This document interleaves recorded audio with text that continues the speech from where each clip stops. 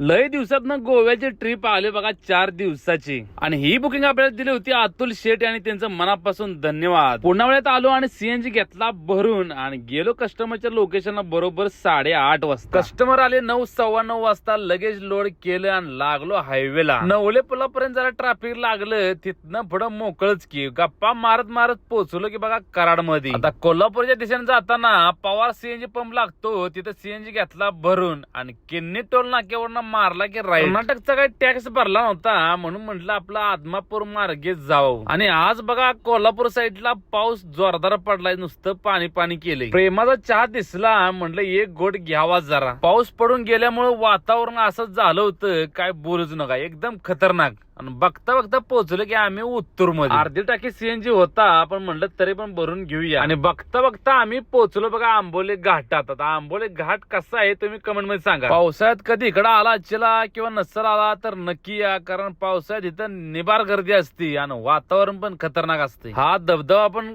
लय भारी बरं का. आता पाणी नाही ती गोष्ट वेगळी. आणि बघता बघता सावंतवाडी सोडून आम्ही पोहोचलो बघा गोव्यात. कस्टमरला ड्रॉप केलं बघा पार्क इन रेडिसन मध्ये आणि म्हटलं जेवण करून घेऊया. आता जेवण झाल्यानंतर मारले की मग पडी. तर व्हिडिओ कसा वाटला कमेंट मध्ये सांगा. भेटू उद्या. जय श्रीराम.